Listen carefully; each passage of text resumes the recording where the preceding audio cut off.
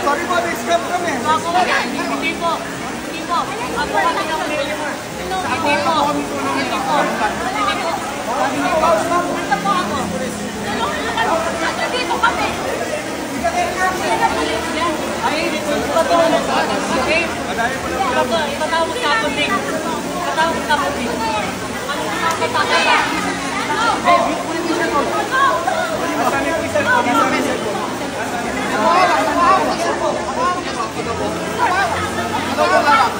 Ba tayong ibigay? Kaso ka? Sabi ko na eh! Sabi ko na iskan na! Iskan ko nila kasi! Magaling kayo magpanggap. Iskan mo ba? Wala ko na kayo! Ay! Yung cellphone! Wala!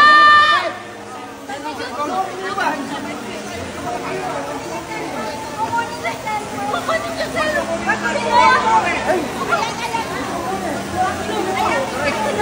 Lagi po ito ako. Kanan! Bigyan mo po! Kanan!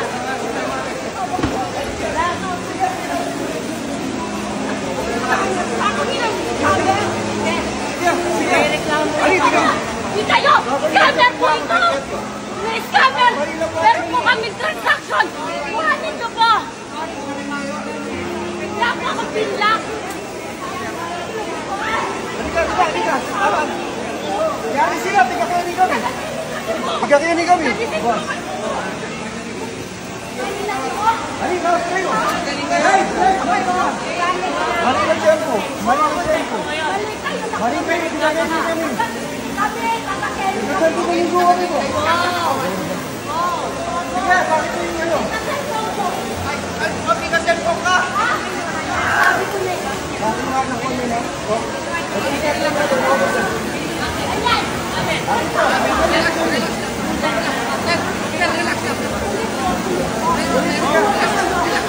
May pupunta na. Ayaw mo pa lang. Wala pa lang kayo nagtakbuta ka rin sa'yo! Ano po? Sabi ko na! Maus ka! Huwag kami pulis! Kami pulis din!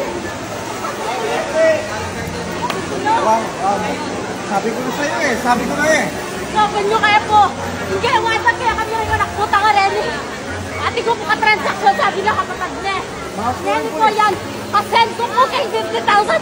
Kung nandun po naman ka na ako! Gamay na kami 51K. Ayan o! iPhone 15 Pro Max. Hello po, ako nga po pala si Russell, si Glidel, tsaka si Sir Jan, tsaka si Ma'am Mikay. Kami po humingi ng pasensya sa kanila kasi nagkaroon kami ng skandalo sa Lala Garden sa May San Isidro. Si Mrs. ko po namura niya si Sir Jan, tsaka si Ma'am Mikay. May komosyon na nangyari po sa aming dalawa.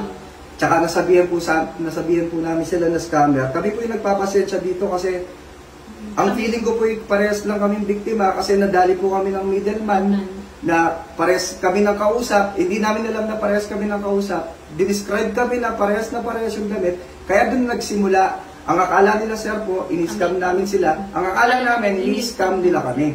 Kaya hindi po kami nagkaintindihan. Ngayon po, samahan nyo kami na mag-spread ng awareness kasi Nakapaglabas po kami ng nakapaglabas kami ng pera. Ng pera po. Sa kanila, sa amin po pera ang nawala sa amin. Sa kanila po is yung kanilian po. Kaya ito po, dun po sa mga nag-video po sa amin, sa Lala Garden, doon sa scandal nung mga, please po, paki-delete na lang po yun. Kasi po, pare-parehas po kaming biktima. Both parties are victims here. Tsaka inaayos na po namin ngayon to. Nandito kami sa police station. Nakita na po namin kung ano po yung naging problema talaga. Kaya yun po sana yung gusto namin na iparating sa inyo. At kami po pagtutulungan namin to para matapos din yung naging problema namin. Salamat po sa inyo. Thank you. Salamat po. Ako nga po pala si Russell Malyari and si Mrs. ko, si Ann Glidel Lansangan. Kami nga po pala yung na-involved sa gulo sa Lala Garden sa May San Isidro. And itong video po na ito para maklaro lang po namin na wala pong naganap na transaksyon sa amin. Dalawa ni Sir. Wala pong kaabutan ng pera sa amin na para maayos tong gulo na to. Pinili po nila na tulungan kami na masolusyonan tong kaso na to. Ang babait nga po nila na sila pa yung nag-offer sa amin na tulungan kami. Kami pa yung nakapermisyo. Kaya thank you po sa kanila. And inaayos po namin, inuulit ko po, ito pong ginawa namin na to. Wala pong transaksyon. Baka akala nyo meron po kaming ginaganap na transaksyon para maayos tong... Actually, tinutulungan pa talaga nila kami para maayos po ito. Para mahanap po sino man yung ng scam sa atin. Wala pong na-involve na pera. Si Sir, sobrang bait po. Sobrang Si bait Ma'am. nila. Sa totoo lang po ako, humingi rin po ako ng pasensya, lalo na kay Ma'am Mikay. Dahil nga po dun sa video, nakita niyo po na physical ko po talaga, na physical ko po si Ma'am. Humingi po talaga ako ng pasensya sa kanya. Kahit ako man po, nakita kong mali yung ginawa ko. At kahit kay Sir po, humingi po ako ng pasensya dun sa nangyaring pisikalan po, dahil dala na po ng bugso ng damdamin.